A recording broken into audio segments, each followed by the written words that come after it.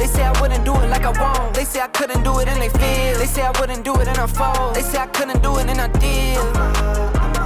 I'm a champion. Let's go. Welcome back to Talk Your Walk. Get straight into it, man. We're honoured and a privilege, man. Grateful as well to have the Grim Reaper. Someone who doesn't need any introduction. Man, just hats off to you as well. You made your debut for Talk Your Walk last week. For someone who said he's never spoken before, being a man behind the mic, I was like, man, you sound like a pastor. Mate. Pastor George. You sound like a rev when he's finished. But man, you touched a little bit on having 13 surgeries. Just hearing that alone, not many people I know would have passed one or two, give up the career. So, man, we're excited to dig deep on your journey, see what gets you ticking, see what pushes you through, because that's not normal ways. There's 13 journeys or 13 surgeries, still be here.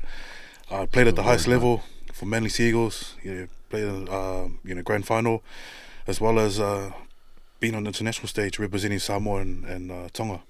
And so, welcome also. Grateful that you could make it happen and be here. We look forward to seeing what comes from it. Yeah, man. Yeah, like just touching on what Sui said, man. Grateful for you being here, and really excited for you to tell your story, because the other week that was the first time I kind of heard more in depth of what you've been through, and I feel like you being here telling your story will definitely help those who are going through the same thing, but also the kids who are aspiring to be professional rugby players. But man, we'll just kick it off with the check-in there. Yeah. So if you're not aware yet, of course, we have a check-in, FAMS. It's an acronym. F stands for family, A stands for activity, and M stands for mindset. So when we check in, we normally just check in surface level, A up, pal, out to note, pal. And we just tend to leave it today. You're right, mate. We want to go a bit deeper and see how someone's really doing, and obviously a lot of the help and things can come from there. So from 0 to 5, we just get a rating, and it's always good to see where someone's at. So family wise, 0 to 5, how are we doing? Family, I would say, probably a solid 3.5, close to a 4. As you both know, I've got my little family here, which is doing very well. We're very blessed, and I've also got my family back at home that I care for while I'm here as well.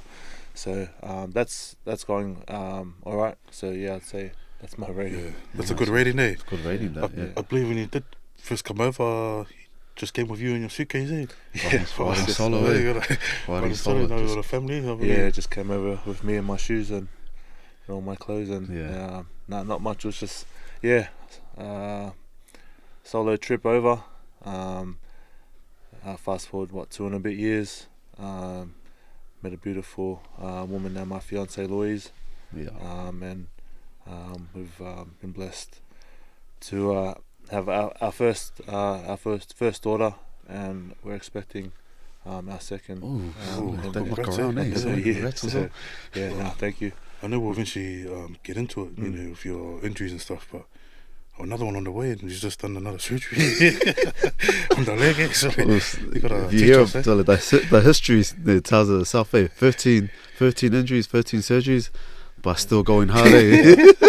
You still keep moving forward. Nothing stops. Crutches, house, whatever it takes. That's it, as long as there's air and oxygen in the lungs. It's good to see. Good chicken family, activity wise. To be honest, now that I'm in rehab and on the road to recovery,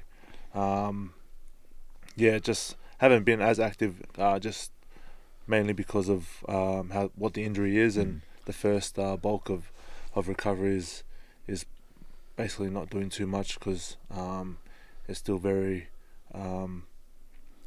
like the injury itself, the hamstring. Just don't want to get to 8 weeks and it hasn't healed right, because after that it can accelerate quite quickly. But other than that, man, it's a lot of time at home with the girls, which is a blessing. It's awesome to be present for those little milestones Yeah, that 100%. baby's going through. Also, adjusting to parenthood and things like that. Just figuring out as a couple and a family. So, it's a lot of family time at the moment. Nice, awesome. And while I'm on the mend. Yeah. You want to touch on what happened? What like just quickly, what injury did you do? So I think there's 3 hamstring tendons that attach like right up to the top of, I think, your glute, around that area. Yeah, so I tore 2. You'd think that I was going really fast, but I honestly don't know how 2 got torn. So just had to get them reattached and stitched up. So on crutches for a little while. Yeah. And is it true you kept playing? So I did it towards the end of the first half, and then I played basically the whole game. I just came off last 7 minutes. So the carries the carries weren't that great, but just I knew if I was still able to offer something, I wouldn't just be a passenger out there for the team. So unfortunately we didn't go too well. We went down, but blessed to have got it fixed, and just got to do right by. It's hard when you go through that and you expect to win it, but then you lose it. So it's played through it. Always underdogs. Man. Always underdogs. No, just because I've done my hammy before and I've had to come off, man. Like, but for you to tear like the 2 and keep on playing. What are you on? It's a different feeling. It's not like in the belly or the bulk of your hamstring. Like it's right up high. So maybe it feels more like a glute type of injury. So I don't know. There's just kind of no power there. Really. Whereas I know what you're talking about. Usual hamstring injuries. If I had torn that, I think I'd be straight off. Okay. Yeah. Oh, thank you for clarifying that. I feel better now. So is that the first time you've done this injury, or was it? I probably maybe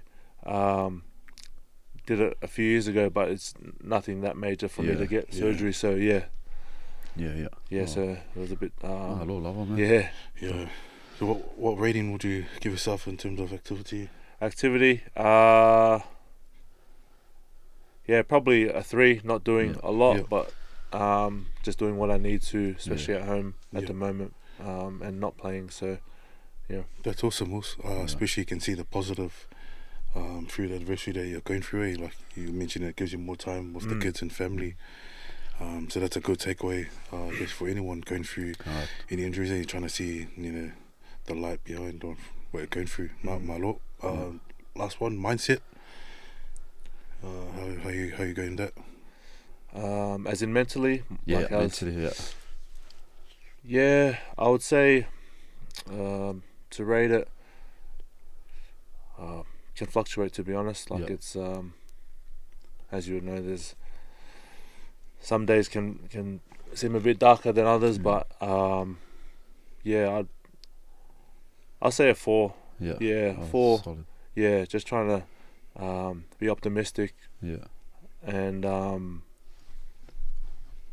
remain like a solid pillar for my family here and home. I think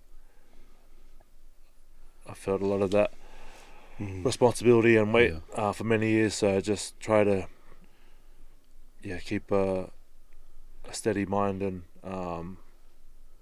just stay strong for the people that need me. So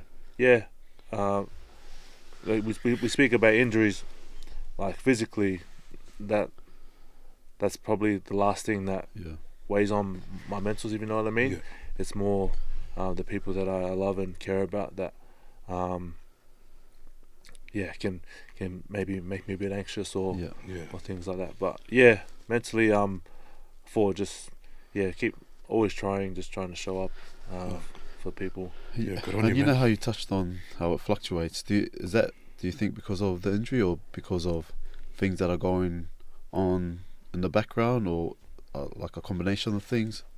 I think mainly around family.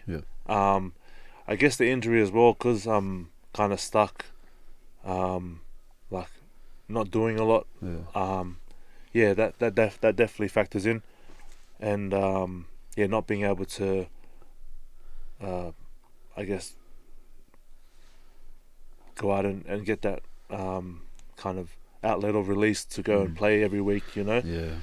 And have my family there supporting. So yeah, it's a mixture of things, but always keep my faith strong that tomorrow's a new day, and there's definitely people going through the same. So yeah, just keep showing up. Oh, that's awesome, man. That's awesome, It's a solid chicken too, eh? Yeah. Yeah. Considering the stuff you've been through, man. That's a really big one. Did you feel like in terms of talking with your injury, do you feel like it was a lot easier this time to cope with it, considering you've been through other injuries? And what are some stuff that's sort of helped that you've done differently that's kept you? Because that's a good chicken, and totally hats off to you, man. Yeah. To be honest, with this injury, it's the first, I guess, compared to the rest, where for the first half of the recovery you can't really do as much as you want to, like us being as competitive as we are, and you feel like you always need to do more to get yourself either recovered faster or things like that. So it's been it's been a learning curve for myself to just slow down, and which is important in recovery. But compared to the rest, and what I would say that's kind of helped me through.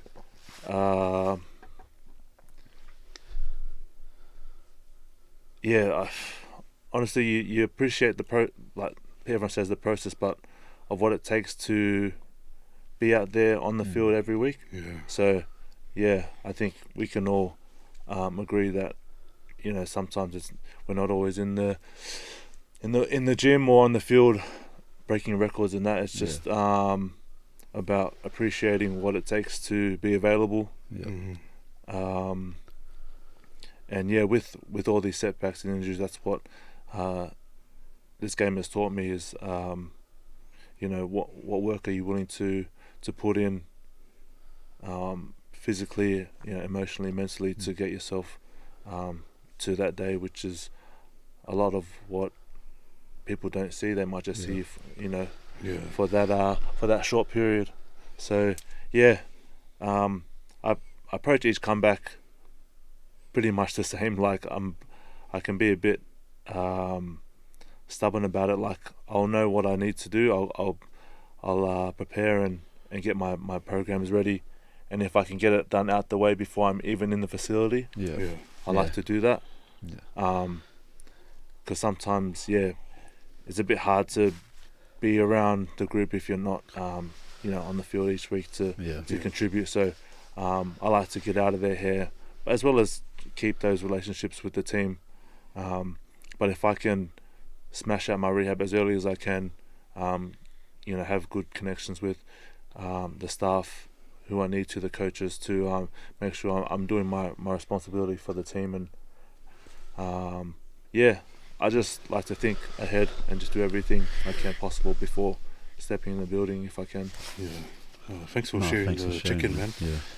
But I think while we're there, you might just dig a little deep on it, because when I think of 13 surgeries, and you touched on it early on, man. It's what you've been through and what you've achieved in life can help the next kid coming through. What's gotten you through? Because like I mentioned, one or two surgeries, or what you've been through and what you've pushed through. Many people are sort of giving up. I was like, that's it. Do I call it a day? What's been the thing that's pushed you through? I can imagine there were some dark days that came with that, and were there questions saying, man, is this a point for me to give up, hang the boots up, or what's kept you going? Because again, man, respect to what you've put your body through, and how you've carried yourself throughout the years. So I think to begin with, like after the first few surgeries, I was young, and you think that the end's not near anytime Yeah. soon. What were the surgeries? So we've got left side, so ankle, knee, and then a few on my collarbone, which I've Yeah. broken a few times, and my other knee, which is a big one, ACL. So Yeah. through those, I'm just still young and still keen. Yeah. As well as having the fuel of my family and mum there, for what I have to do. So, and really, it's just I've always just kind of once I was blessed with this to have this career. I'd always just bet on myself in terms of coming back from injury, So there was only a little bit of doubt, maybe, when I was looking to come back to play. Yeah. A little bit, but after getting the surgery done, it's like, all right, sweet, it's broken, we fixed it. Now you gotta put the work in, Yeah. and talk to the right people, and make sure when you're not around training or the facility, you've got the right environment. Yeah. Because I wouldn't say I had the most. I wouldn't say I had the best environment around me at all times throughout these injuries and setbacks, but definitely goes a long way in how you're gonna smash out that period of your rehab or recovery, whatever you're going through. What do you think in terms of like what you had to go through, surgeries and your injuries? What do you think like the two top problems were in terms of trying to come back from the injury, or like going through the mental side, or that? Well, out of all the injuries, I think I probably had maybe 4 or 5 of like the major ones. So maybe when we talk about the surgeries and things, like a few of them were kind of minor, but they're still surgeries. Yeah. But the rest were like your major ones, like Achilles, shoulder reconstructions, ACLs, this hamstring. So, it was. I think, it's it's the mentality to once you get there. So you're like, oh, I've ticked all these boxes, man. I've worked tirelessly. I'm so just drained, because rehab training, for people who haven't been through it, like it's kind of harder than your normal training. Like your rehab trainer will be like the worst person you to you, but so I've had a couple real good dudes that have picked me up and brought me back, so it's just doubting, that little bit of doubt for when you get to the finish line, right? You've ticked all the boxes, you've done all the conditioning sessions, you've done all the prehab to warm you up and get you back in, and there's just that inkling, just feeling, oh, am I a little bit underdone, or what haven't I done? What hasn't been checked yet? So I'll admit that through these setbacks, I've become a bit of a someone who worries a little bit that I haven't, that I need to prepare a certain way. I need to do all this, which is why I spoke on appreciating the process and the steps that you go through to get to either training or game day. So always a little bit of doubt for myself, but you just gotta trust in the people that have picked you up and got you there, and trust in the steps that if you've done it before throughout the week, man, you can go, you'll be sweet. All the work is done before game day, so you turn up there and show out and do your best. At any moment, also going through your injuries or throughout your career, Was there any moment where you felt like that was it, like you gave up? And if so, how did you overcome that? Or were you just confident, you know, you've done the work, I'm going to get back there? Good to hear that mindset, eh? Yeah, to be honest, I don't think throughout the injuries that I ever thought that it was it. Yeah. Yeah, if anything, it was just like, oh, you know, when exactly am I going to be back? What am I Yeah. going to miss? And I think that comes down to like a bit of an investment in my in myself and in what the game means to me. Yeah. If that makes sense, like it can be a hindrance to some people, or you know, it can really motivate you. Yeah. So for myself, I never thought that oh, is this it after this one? Because I'd be like, nah, I've rode around this, you know, this circuit before. I've done this before, so I can come back. It's just whether it's just as fulfilling for me to come back and do it, you know, wholeheartedly. Like, don't just turn up to if you're not really enjoying the process or the game, or things like that. So No, that's off to you, man. yeah, You obviously didn't show there every game we've been able to watch in the highlights. The highlight reels have been on there. Oh my. But that only come up when you made your debut last week. And shout out to Wisecap. It was awesome to see you and Paulie take the stage. And you know, when we heard the 13 surgeries, everyone in the room saw the frick out of someone in here. And again, people only see the highlights here. Yeah. Not really the lowlights. But obviously we didn't get a chance to hear, you know, deep on your journey, and it'll be good to sort of just rewind the clock back a bit and see where your journey started from. Yeah. Like, was that something, or you know, where did you grow up? Yeah, I read that. I was just saying, because I was telling this guy, I was like, I didn't know you were born in Canberra, eh? True. Capital, No, man. No wonder why you're a champion. Tongan dad, Samoan mum. yeah. Was rugby something that you always wanted to do, or that was a dream, or was it just something you got put? Yeah, it was just something. Well, my mum just wanted me to get out the house, like, and not just. I'm the eldest of three. A bit of an age gap between like me and my brother, and my sister.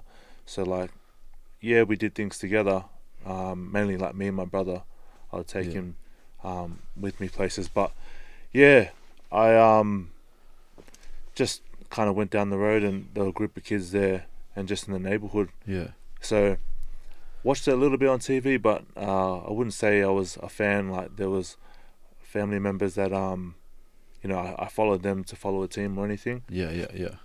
So yeah, that's how I really got started playing, is just kind of socially in the neighbourhood, and just trying to make friends that way. Because my only friends were my siblings. Yeah. True.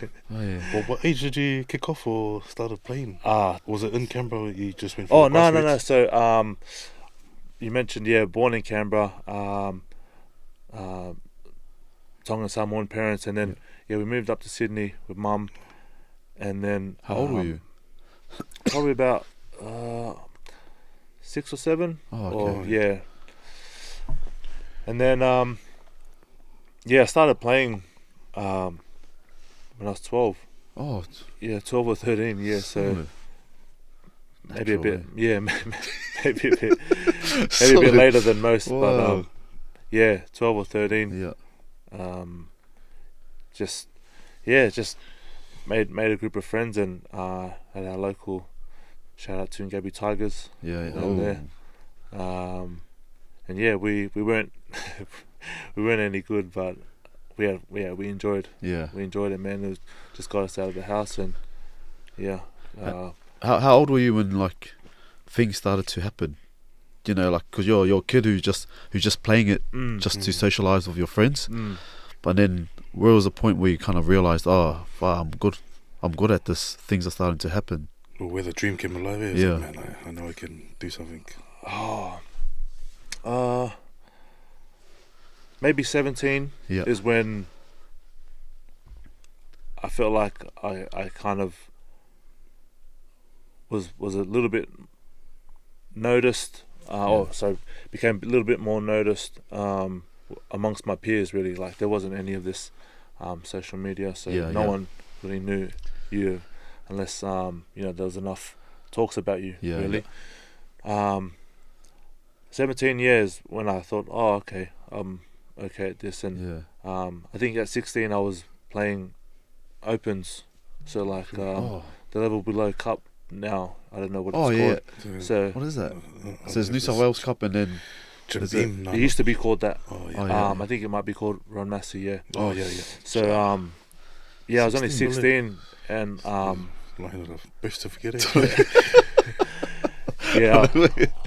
I was 16, and instead of playing for my own age group that we may have had a bye, my coach put my name forward to the men's team, and man, I was just literally just like a kid, like amongst these guys who've been in this league for years. So that was cool. What position were you playing? I was on the wing. Oh yeah. Yeah, but for my my actual age group, I was centre fullback. Yeah. Ooh, fullback as well, eh? Yeah, Wow. Referee balls, never say. Missing out. So just I jumped on the wing. Yeah. Me and Mum caught the train down to Campbelltown. That's where the game was. Yeah.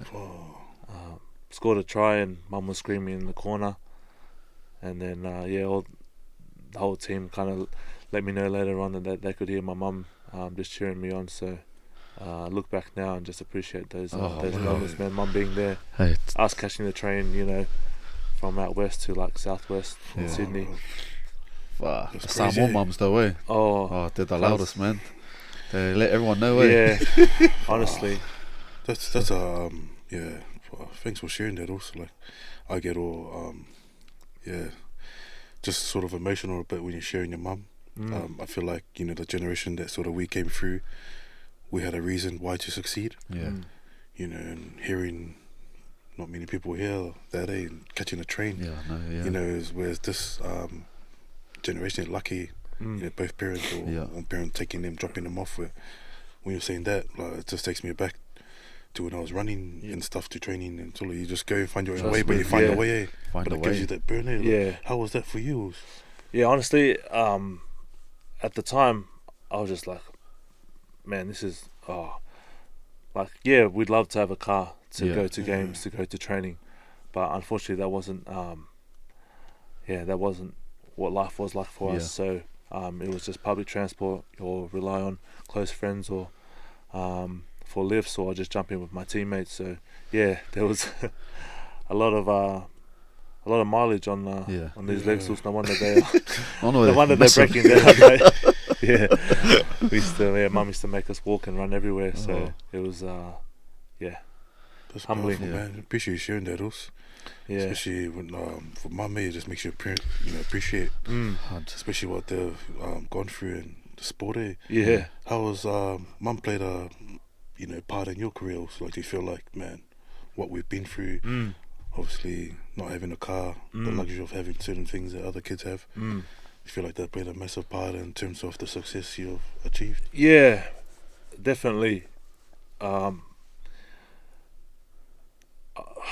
mean, I wouldn't say like we really struggled. We had enough. I think I said that to you before. Like, we had enough. I never downplay that. But with what my mum had, and what she'd provided for us, man, it's when I got that call to debut, it was just like a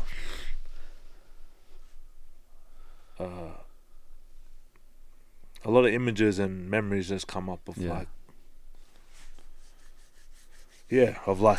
say like us training at the games, or me getting back late, and her leaving meals out for me after training, or just a lot of long walks and whatever through the neighborhood. So it just made all those moments like it was all worth it. And I wouldn't I wouldn't say once I started playing or noticed I was any good at the sport that I wanted to play in it professionally or Yeah. in the Yeah. NRL, you know.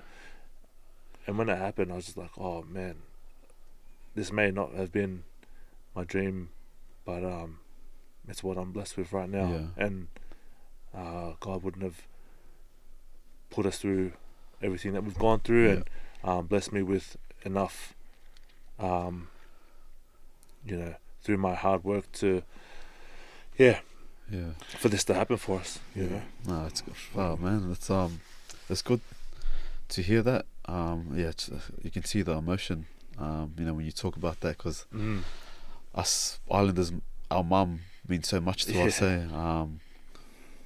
But are you able to share? Because I know there was a bit of a scare with mum, and there was two options for you. You know, whether you kind of go down a road where you're feeling sorry for yourself, or do you know, motivate, use this situation as motivation to help make things better for yourself and your family.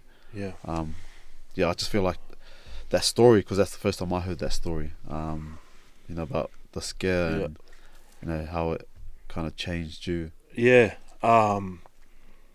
Yeah. So 2008, end of 2008, I was so coming to I'm 17 at the time, and like having a really positive year with footy, and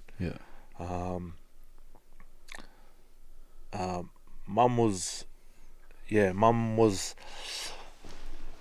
on a certain medication, and I think she had family over visiting at the time, or friends, and for some reason she may have I don't know, forgotten it or something. Yeah. Anyways, at the time we're staying in a motel alongside the highway, so we don't have an actual home. Yeah. So mum's doing her best to try and get us out of there, but you know, we're there at the time, and mum's doing her ironing, and we're just running around the car park or just playing around, and staff member comes out and says that he's found mum, and we we go and look, and then it's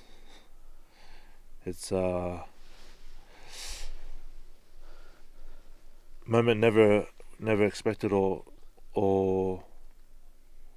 thought would happen to us and would change our lives for forever. I saw her just laid there blank, just, you know, her eyes were just like windows but nothing went behind them. So she'd experienced her first stroke, which it changed everything. Whatever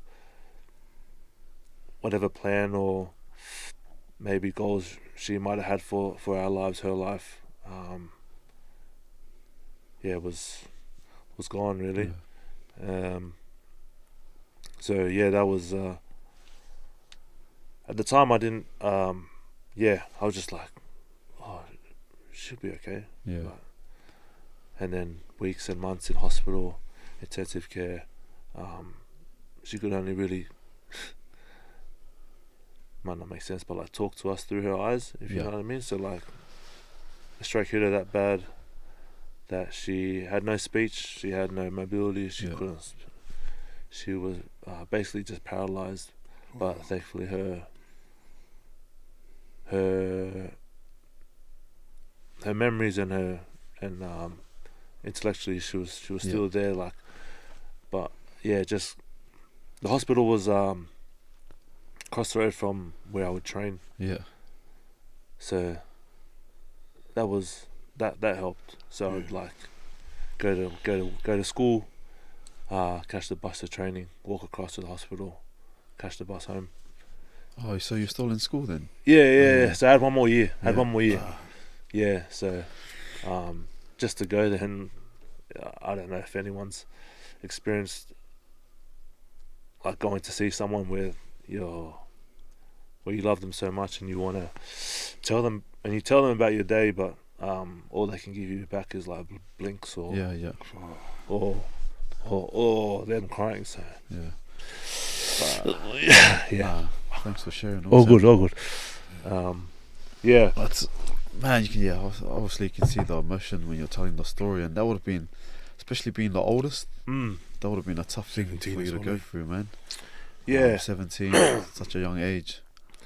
It was. Yeah, I mean, all I was worried about was mum and where I was going to go in life. Really, 'cause I was finishing school. I don't really have a plan now. And yeah, trying to be a good big brother for my siblings, man. Which I'll admit I wasn't probably at the time. Because I just, dealing with what I had to. And, so I've got, great siblings, and I'm so thankful for our relationships, and very blessed to have them. That stuff probably would have either way forced you to try and grow up and be the father of the house in a way. Yeah, Did you feel extra motivation as well, like obviously training across the road from hospital? Yeah. Or was that playing on your mind? Because some people, when things are playing on their mind and they're overwhelmed, sometimes it can affect their training in the game. Eh? Yeah. To be honest, I didn't say too much about it. So only a couple of my friends in the team knew that my mum was over the road. Yeah. But the fact that she was just right there, and we'd get pumped in. Yeah, it was. I think it was for SG ball or 20s. Yeah, we'd get flogged, and I'd either be trying to swim and drown in the pool, or crawling on the way back from a run. Yeah, I just kind of look up at the sky in that direction and just think, just keep going, man. Yeah. Like the pain that you're in right now is incomparable to what's over the road there. So just if you're able, just keep going, just keep crawling, whatever it takes. Yeah. One foot in front of the other. Eh? Yeah. That's it. Fine. To go through that, when did, so you were in the 20s or SG ball at the time? Yeah, and you go through that in those groups. Yeah. Yeah, that traumatic period with what happened with mum. Like, then do you keep, like, obviously you keep training hard. What happens the year after, or when do you start like getting noticed? So it kind of just went in, like, I wasn't really, I'd say, climbing or going anywhere. I was just kind of just playing either in my age group, which I was still 18, 19, playing a bit of cup as well, which helped to have that experience, man, to play with seasoned either first graders or Reggie's players. That stuff's not easy. So I was just there, like in the fringes, but not really making noise for anything. So just which kind of resembles my personality. Like, I'm just if you don't see me, I'm just is he alive or? No, it was tough for you to come on here. Eh? No, but that's massive props for your growth as well, because like even talking to Jesse, who knows you well, says you're like a real introvert. Eh? Like you don't like to. You're not like Sweely likes to keep himself out there. Eh? Like you like to keep yourself to yourself. So cards are very close. Man. Yeah, well done, man. And that's what it's all about. Eh? Step by step, just going. Eh? But how did you break it down there? I guess.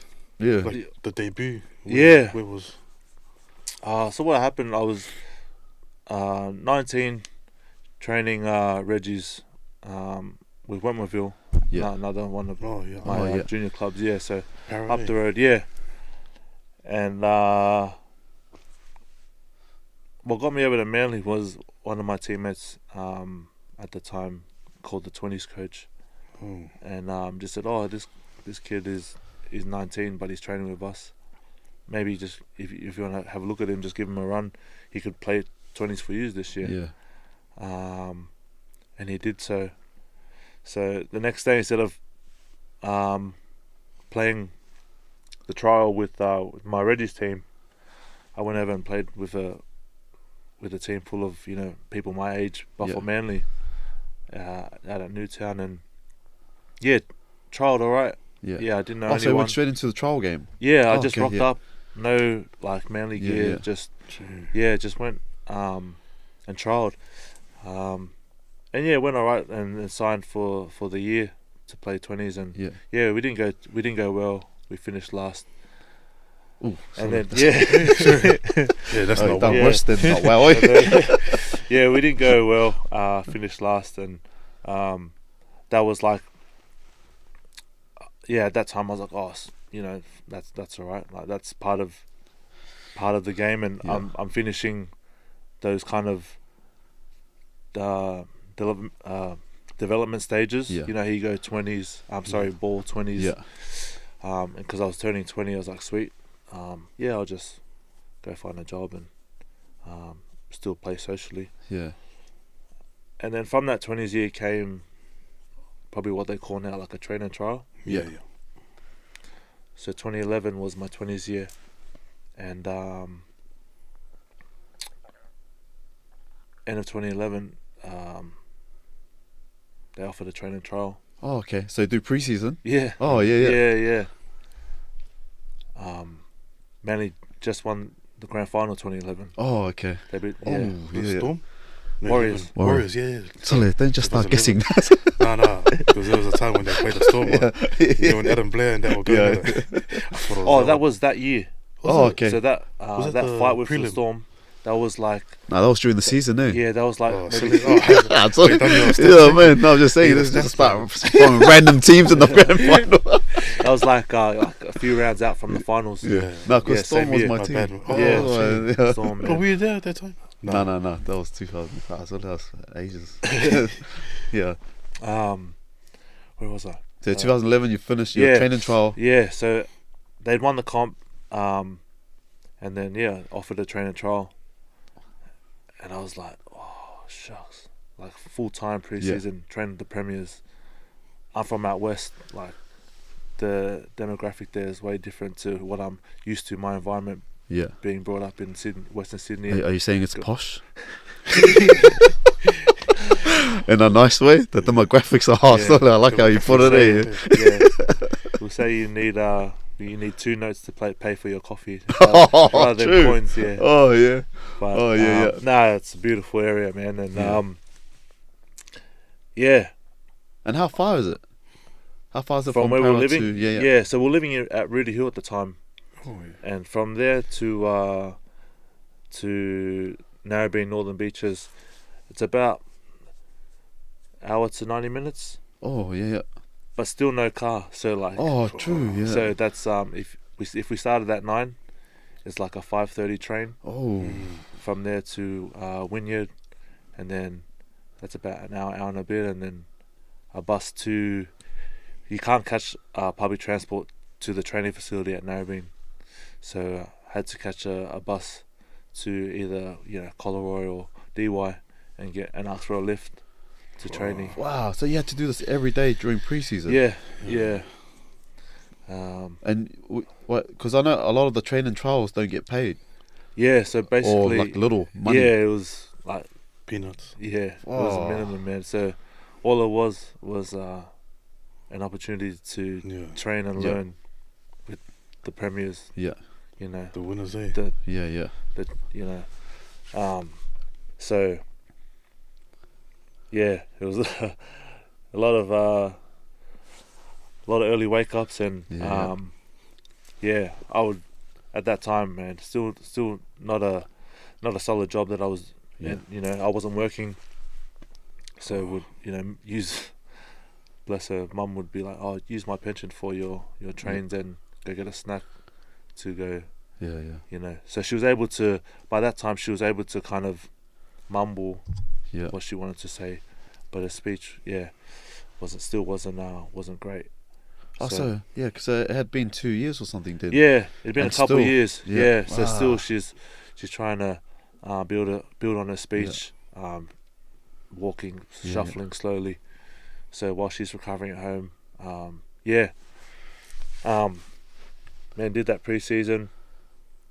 Start of the year, so 2012, round 1, they have the Warriors at Eden Park. Coach rings and he asked me to be 80th man, which I was. Yeah. I was. So are you still in the environment? Are you still in the full-time environment? Because I know training trial, once you finish and they don't want you anymore, like they send you back or something. Nah, they kept me. Oh, okay. Yeah, so past preseason, so they went over to World Club Challenge. They didn't. So they took over a group over there, because you know how they do premiers versus premiers. Yeah. They come back, and played trial games, and then round 1, it's a grand final rematch, Eden Park, and then just getting the call to be 80th man. I thought, Oh man. because I hadn't warmed up with the first team really in any of the trials or nothing, or got a start, so I was happy just to play cup underneath them and still just learn. One step away. Yeah. So had your contract been upgraded then? No, it was just still the same for the Wow. year. So,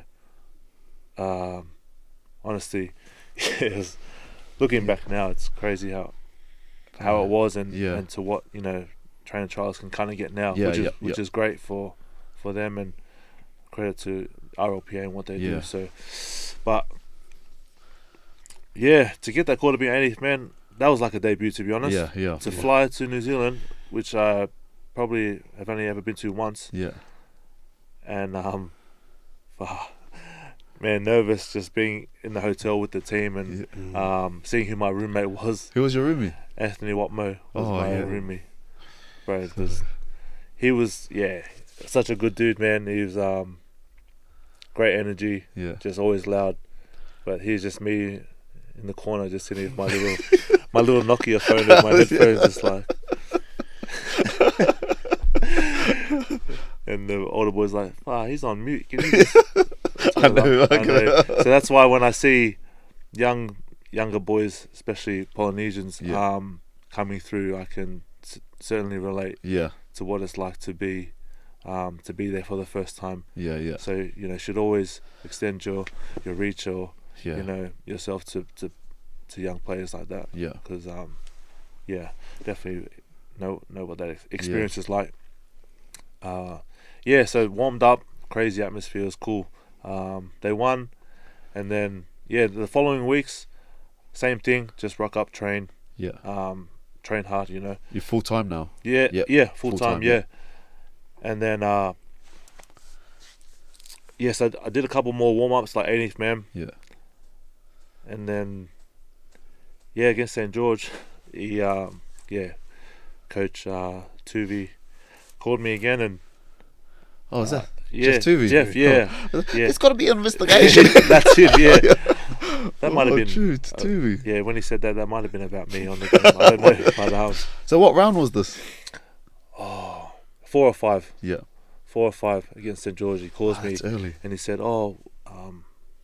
you're gonna debut this week. We'll give you a run. But I was thinking, like, all our backs are fit. Like, where would I play? And he said he'll run me on the bench. And I was like, oh man, that's like, regardless, starting bench, warming up. Grateful as for that call. So man, funny, if you watch this game, my debut, you won't see me at all. Because the way it happens is I'm on the bench for about 75 minutes.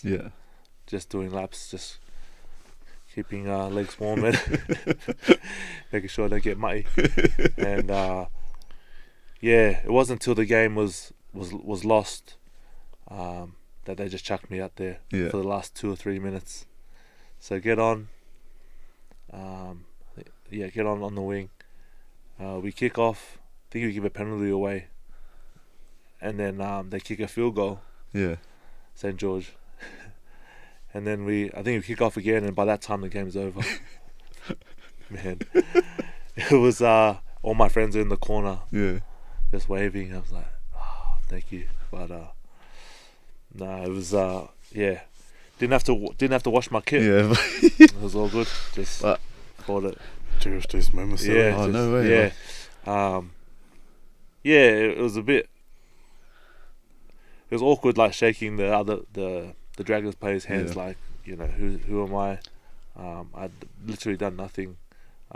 No scuffs or no dirt on me to put in to say that I made an effort in this game. But yeah, to be on that stage, I'll definitely do it again and take it again, man. 100%. But when you talk about it, man, you had to sacrifice so much just to get that opportunity, and for you just to get 3 minutes or 5 minutes, Yeah, what a massive win, man! And you went to Manly on peanuts.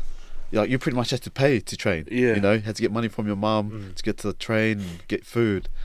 You went there not knowing what the future was, but you knew this was the opportunity for me, and you took it with both hands. And man, but a lot of kids who don't want to go through that. There's loads of kids who are like, oh, I'm not going to train in trial, like for Super League, because I'm not getting any money for it. But you're the perfect example of 100%. if you're willing to put in the hard work, man, there might be something there for you after. Yeah. You got to have that long-term vision, I guess. Yeah. Because even you touching on it, you bring up a good point. I remember talking a few years back, and one of the kids at Pullum, he's saying, put your hand around, and you see these young kids coming through, and I put my hand around him and I said, hey, because I seen he was lacking in training. I was like, so nothing changes, man. So I offered him my help. I said, look, meet me at 6 a.m. here at the gym. This was before the first team. And he goes, oh, I don't know if my mum can drop me off. I was like, sorry, if you want the dream, man, you do whatever it takes. Yeah. And it's like that mentality is, these kids, this day and age, they just want that instant. Yeah. They just want the dream, but it's like, man, there's a price to pay on, on where you want to go, and that's the difference. If you really want to succeed, 100%. for a lot of these kids coming through, you don't have to have all the talent. No. But if you're hungry and find that chip on the shoulder that you touch on, Perfect example, you're gonna man. overtake all these other kids Exactly. that come in. It's just given to them. They haven't faced any adversity. So Yeah. the sacrifice you paid also, the Yeah. price. I feel like that's what kind of kept me motivated, and just I wanted to be in that room with that team. Yeah. Yes, because they were a great team, a great squad, very successful. But they wouldn't have kept me if I hadn't shown Yeah. something that they, Yeah. across the board, like, and even like the smallest acknowledgement or compliments from the older boys of the team would just really lift and make me felt like that I belonged in that environment. Yeah. And I just thought, you know what, I've got nothing else, why not just go for it? Yeah. And at the time, you talk about kids these days, and the difference maybe in mindsets, but I just honestly, there was nothing. No one was going to help me unless I just did it. If that, so I know for kids these days, they might have someone who could take them there, which is why they say, oh, I don't have a lift, this and that. Yeah. But I literally was like, maybe I don't even have enough credit to ring someone to come pick me up. So if I've got enough to get there, just move, just go forward and make something happen. And that's how that 3 minutes. I got that 3 minutes on the field. And then what happens the week after? I start the next week. You start? Oh, yeah. So how does that happen? I don't know. It just the coaches just spoke to me throughout the week, and obviously disappointed with how we went and the time I got. Yeah. But I'm still just like, Yeah, oh, thank you. buzzing in. I'm like, wow, I got to share the field with these guys. Yeah. That's fine with me. And they said, oh, we're gonna start you this week. And then I was just like, oh, sweet, go time. Like, you're not off the bench now. You're not warming into it. Like, you're gonna start against Parramatta. So just a couple suburbs over. Yeah. Close to home. So my close friends and my siblings and that didn't have to travel far. So that was a good game to start in. Yeah.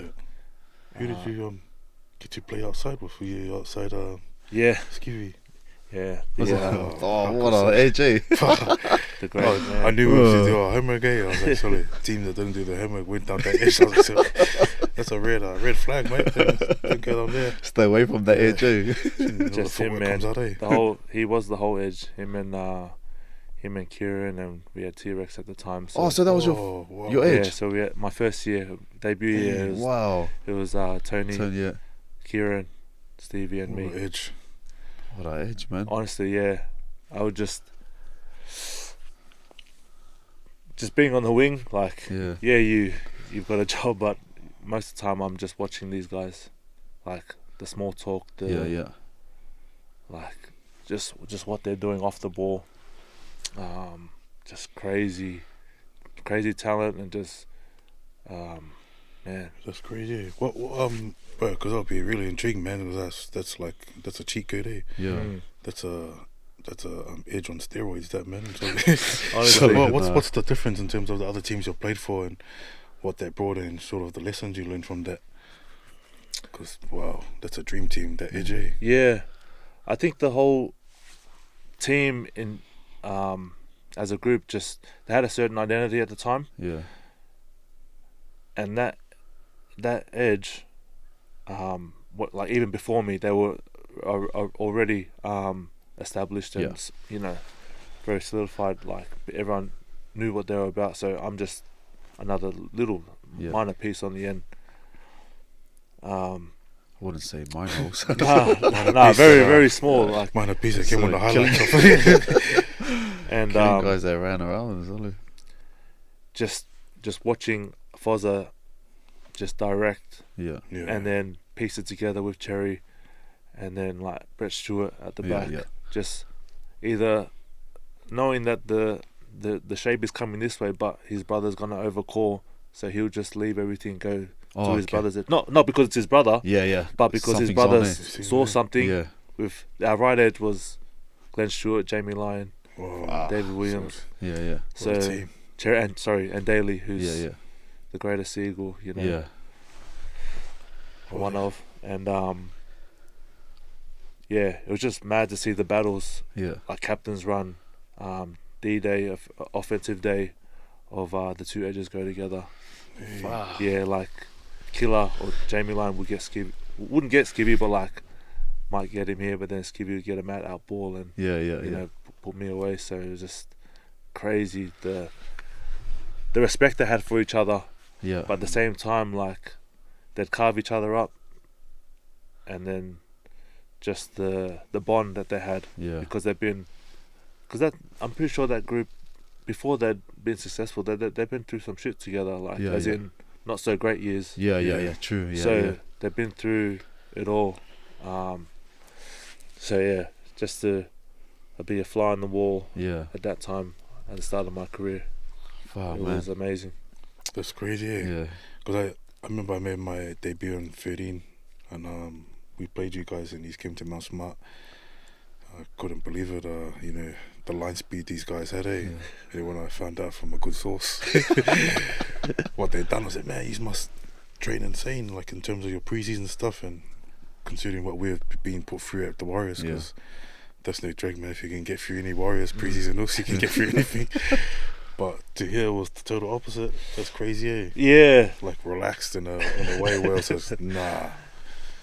they just knew, they just knew who they were, like, Yeah. for real. Like, honestly, there was, a handful that would like train elite Yeah.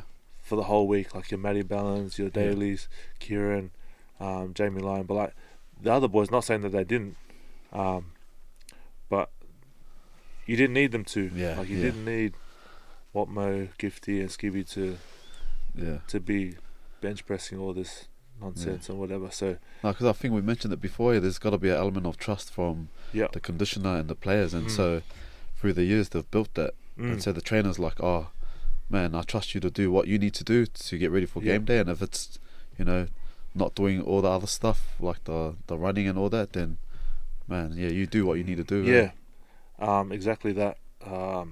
The relationship between the playing group and the staff and coaches was strong. Yeah. So it was a very strong and impactful leadership group and core group that Yeah. I got to be a part of and play with. So yeah, they honestly, as you said, you'd think that we just be doing Cheat code too. that we just be kick chasing for 5 days all the way over to Mount Smart, but I know, man. yeah, The that's light just speed, yeah, so that's it just was the game crazy. plan, and just they always get up for Warriors games, especially too, just because of the following that Manly has over there. You know, if Warriors not your first team, Manly might be a close second. Just one more thing, because of time just flew, man. Just then. Yeah, so, But I just I really wanted to touch on, because you got the opportunity to play for both nations, Tonga and Samoa, and those that know the rivalry between the two nations is like it's their origin, eh? Mate versus mate. But yeah, man, like what an honor it would have been to be able to represent both countries. Like how was that experience? Yeah, it was such a firstly with Tonga, Yeah. because that's who I played for. Yeah. First I wanted to represent my grandparents. Yeah. Who'd taken care of me a little bit when I was very young. Yeah. So, that was well, that's the last time I'd been to the UK was 2013 for that World Cup to represent Tonga. Such a proud experience, and the group that we had at the time, a few of them still representing MMT to this day. that was the day there that they sort of made the change, I think. Or no, Was that the year next that one? the boys I think turned? No. That was okay. not 4 years, 2017 or 18 or Oh, something. okay. Yeah. But yeah, to first represent Tonga in that World Cup and in a few tests a few years later. Man, always love being in that environment and representing half of who I am. Yeah. The other half being Samoan, Yeah. proud Samoan as well as Tongan, which is my mum, who's basically, everything that's in my heart and my backbone. So Was that always going to happen? Was your plan always to go Tonga and then Samoa? it was to try and do both. Yeah. Regardless of who was first. Oh, okay. So I knew I was gonna get like hate from either side. So when I played for Tonga, a lot of like, oh, he's not Tongan. Yeah. Did Samoa approach you as well? To be honest, no, they didn't at that time. At around 2013, and then a few years went by. I played a few tests for Tonga, and then I just had a feeling that it was time to represent Mum and represent Samoa. So I to have done both is something I hold as one of probably maybe one of my best achievements or accolades. To do both. Like, one is great, but I'm split completely half of each. 100%. And I just love representing, man. It's Must have a horsey in it's a pony. Well done, man. man. Let alone achieve one team in the international, let alone done two. I know, yeah. Especially the journey I've had and the sacrifice, man. Appreciate you sharing those. Yeah. Thank you. That's crazy, man. And I know, people are watching this will definitely be impacted and move from it. Yeah, 100%. Appreciate your time and stuff. And thank you, again, man. Thank you for coming on, also. And we mentioned in our other podcast that we got you and Paulie on board.